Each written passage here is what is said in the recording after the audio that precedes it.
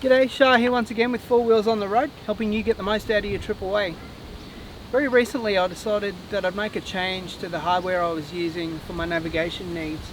So I had to do a lot of comparisons between the Hema HX1 here and the Garmin Overlander. So what I thought I'd do today is just give you a little bit of information in my findings and just have a look at both units in everyday use and let you know why eventually one of the units came out as the winner. Hopefully this will be informative for yourself if you're looking at buying one of these units for yourself. So let's check it out.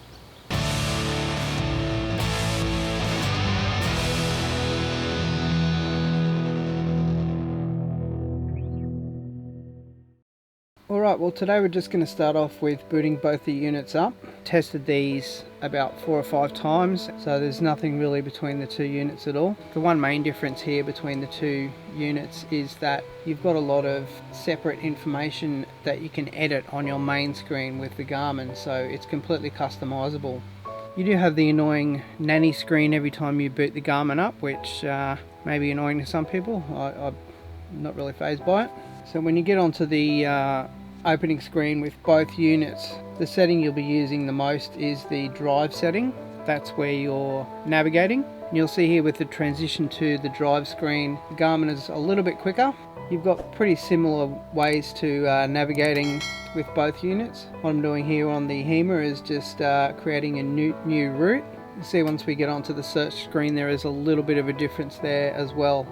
The Garmin actually has previously selected destinations at the top. There's about 4 of them on the main screen, and you'll see there on the arrow on the right can actually direct search from there. And you'll see the slight difference with the Hema is you've got only 2 previous destinations, your top 2. So these are little things that sort of make a difference in everyday use. It all depends on what suits you and what you're happy to use as an everyday thing. So we're just doing a suburb selection here on both units and seeing what we end up with as a search result.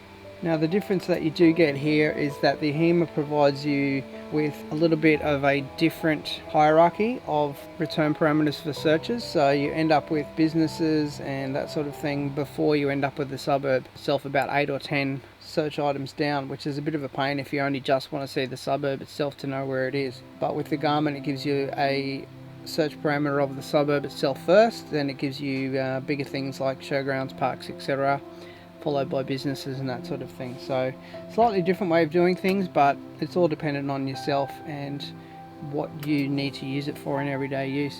Now once you've actually performed that search, you'll see the difference here on your main screen when you're going to a search.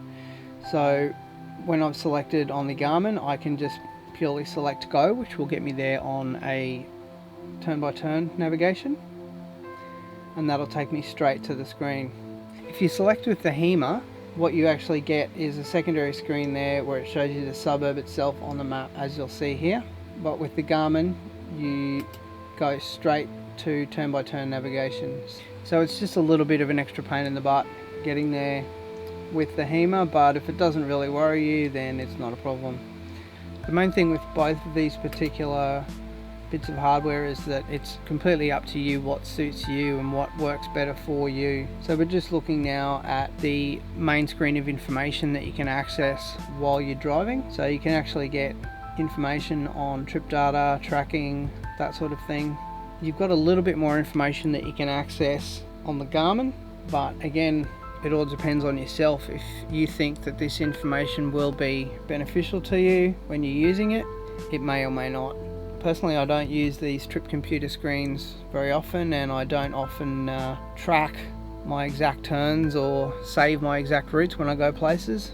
What I mainly use the thing for is just to get there in turn-by-turn navigation, and then I look at where I'm going on the maps.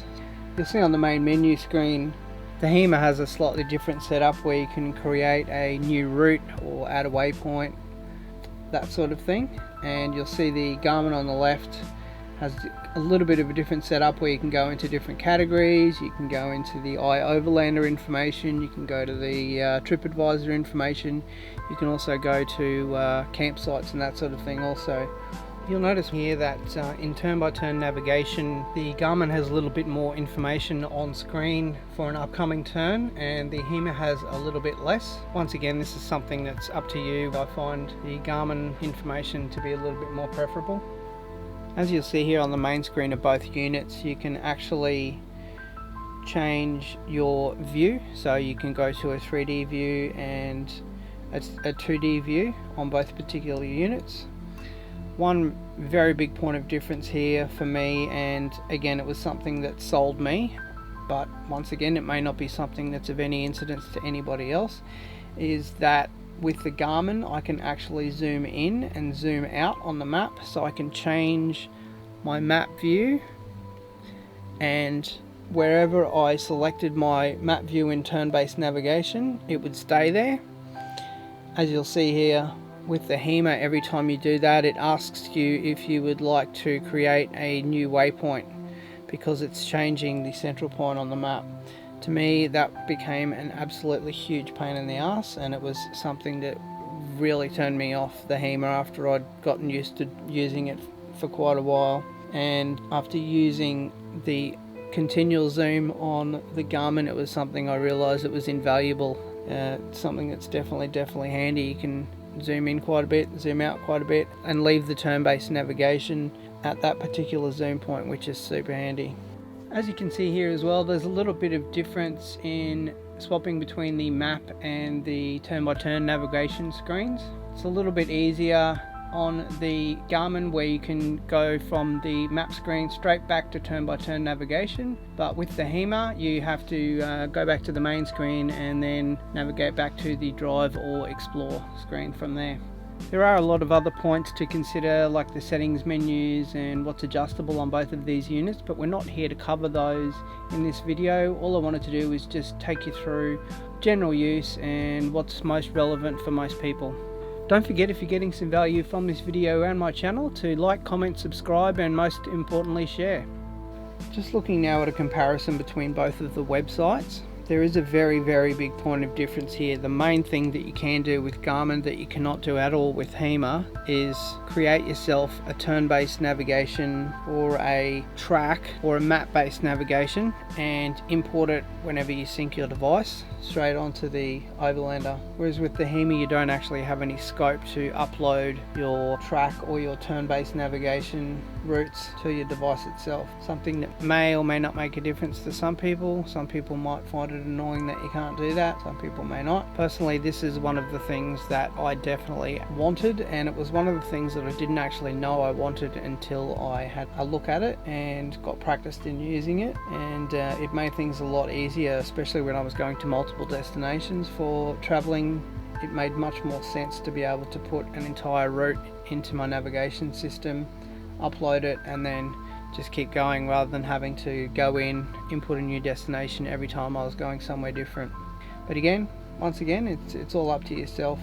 It may be something that doesn't suit 80%, 90% of people, but it really suited me to be able to do that. At the end of the day, there were actually two really big reasons why I ended up switching to the Garmin. The first of which is this: the magnetic lock in the truck. Very small thing, but the very small things added up to a lot of really big things. It's also a charging station. And the other one is, okay Garmin, go home. Brilliant. Thanks for watching.